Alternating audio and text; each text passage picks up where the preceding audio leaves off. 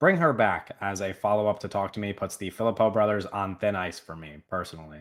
I thought Talk to Me showed some great flourishes, had long stretches that were just fun, but ultimately ended up a bit too mean-spirited for my liking. And that's not to say that I can't like a mean-spirited movie, but I just thought that the protagonist suffered a bit too much undeservedly for any of the greater ideas to be effective. If they were aiming for something else, it might have been okay with me. Bring Her Back is a bit of a step down, though, in a number of ways. I'll say it doesn't end up as mean spirited as Talk to Me, and I could applaud it for that. There was a point in the movie because of my previous experience with Talk to Me where I thought that they might do something that would have me declaring it the worst movie of the year. They didn't do that, and it's far from that, but it is still a huge disappointment. The first thing I'll address is a positive because the performances in this movie cannot go unrecognized before I ramble on about everything that I don't like. Sally Hawkins is great, beyond great. Utilizing her the way that they do is the best choice that they made with this movie. There's also a trio of great child acting performances, and between the casting for this and Talk to Me, it seems like the Philippou brothers are great at getting performances out of their actors. I think another semi positive is that they show once again their ability to craft uniquely creepy stuff. But a lot of my complaints have to do with how that is all rendered ineffective. The biggest flaw that I found personally was that the movie leans too heavily into what I could only describe as directing for people with TikTok attention spans. Funny enough, there was a guy in the front row of my theater who would pull out his phone every other minute on full brightness, so your efforts to appeal to that crowd were a failure anyway. But to illustrate what I'm describing, go back and watch the movie and just look for how many cuts there are, often away from horrifying images. And then pay close attention to how often the dialogue describes the coinciding images. I think horror movies are at their best when they create tension and atmosphere and let what is so creepy about their story and what's on screen crawl into people's minds. It's hard to find a moment in this movie where they let that happen. 3 to 5 seconds is the most time we could spend on a single shot of something scary. And in the case of a great bathtub jump scare, I think that is fine. Shock me a little bit. Everybody loves that. That is okay.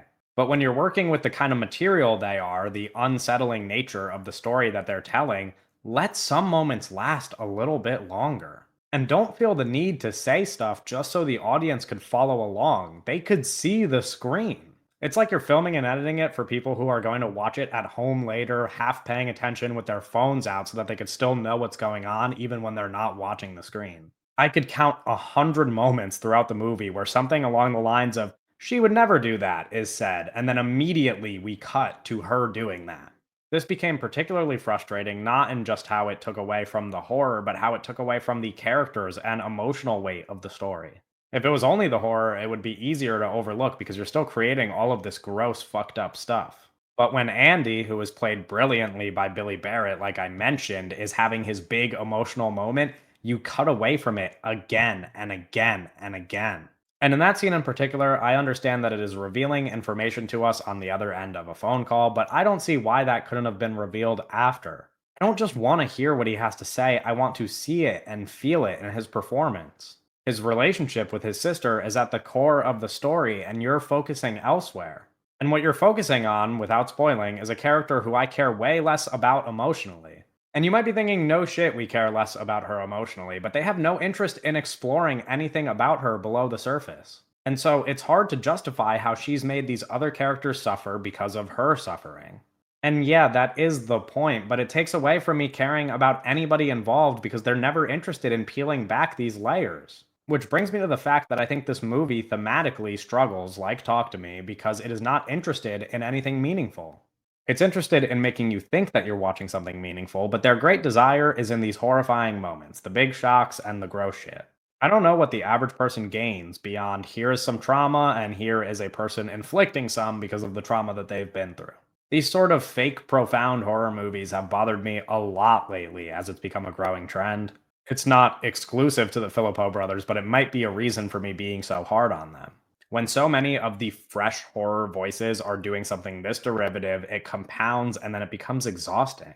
Ultimately, the movie is not very scary, it doesn't have a lot to say, and you only care about these characters because it is upsetting to watch them be characterized like this and fleshed out only so that you can watch them suffer to a great degree. If this was like Terrifier or some other exploitation film, it would be easier to forgive. But when you meet the Philippos on their level, it's hard to take them as seriously as they want to be taken because of what's happening in these movies. Not totally out on them moving forward, but I think a third movie that feels like these two would be my last straw. Sadly, I make up a much smaller set of people's reaction to the movie. The larger set is raving about it, and so I don't think that they would head in a different direction. They will probably just continue on, and so it's hard for me to say that I'm excited for whatever they do next. Though I will thank them because my Talk to Me letterbox review is probably some of the best work of my career. I do hope that this trend in horror does not continue to persist. It's hard to summarize what I'm saying, but if I were going to, I would bring up a movie that I've seen talked about a lot with this one. And I'd say that we are in a post hereditary era. A movie that, granted, I like a lot more than this, but I think you could trace a lot back to it as well. But that's a subject for a different video. Thanks so much for watching. You can follow me on Letterboxd. You can follow me on TikTok, where I post way more frequently. You could follow me on Twitter or X, where I just say whatever all of the time. Or you can just follow me here, and I will see you next time.